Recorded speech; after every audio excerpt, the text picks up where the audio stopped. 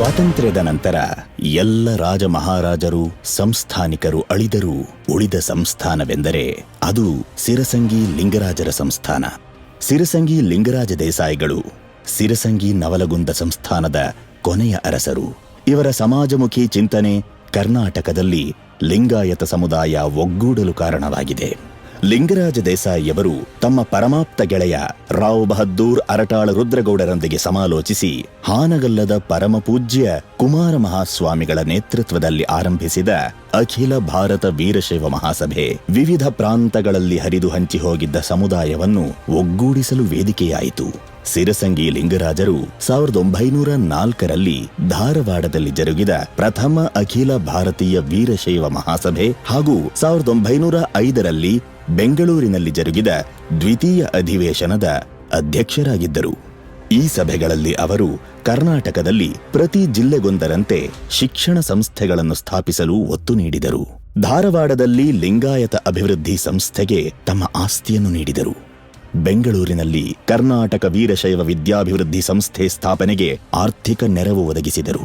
ಲಿಂಗರಾಜ ದೇಸಾಯಿಗಳು ಬಡ ವಿದ್ಯಾರ್ಥಿಗಳ ನೆರವಿಗಾಗಿ ಸಿರಸಂಗಿ ಲಿಂಗರಾಜ ಫಂಡ್ ಸ್ಥಾಪಿಸಲು ವಿಲ್ ಬರೆದು ತಮ್ಮ ಸಮಸ್ತ ಸಂಸ್ಥಾನದ ಆಸ್ತಿಯನ್ನು ಬೆಳಗಾವಿ ಜಿಲ್ಲಾಧಿಕಾರಿಗಳಿಗೆ ಒಪ್ಪಿಸಿದರು.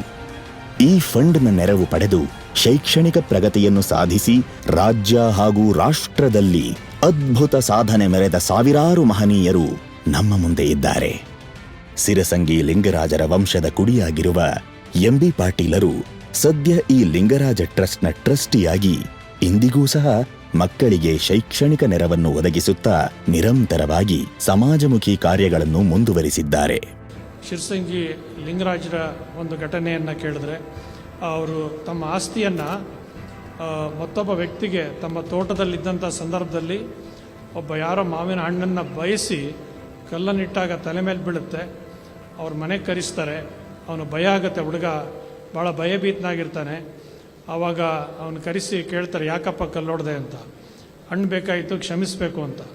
ಅವ್ರು ಹೇಳ್ತಾರೆ, ಎಷ್ಟು ಉದಾರವಾದ ಮನಸ್ಸು ಅಂತಂದರೆ, ಆ ಹುಡುಗ ಯಾತಿಗೆ ಮರಕ್ಕೆ ಕಲ್ಲೊಡ್ದ ಅಂತಂದರೆ ಅವ್ನಿಗೆ ಹಣ್ಣು ಸಿಗಲಿಲ್ಲ ಅಂತ ಕಲ್ಲೊಡ್ದಿದ್ದಾನೆ. ಆದರೆ 1 ಎಕರೆ ತೋಟ ಅವನಿಗೆ ಮಾವಿನ ತೋಟ ಕೊಡು ಅಂತ ಹೇಳಿದಂಥದ್ದು ಈ ಮಹಾಸಭೆಯ ಅಧ್ಯಕ್ಷರಾಗಿದ್ದಂಥ ಸಿರಸಂಗಿ ಲಿಂಗರಾಜ ಜೀವನದ ಒಂದು ದೃಷ್ಟಾಂತ ಅನ್ನೋದನ್ನು ಗಮನಿಸಬೇಕು.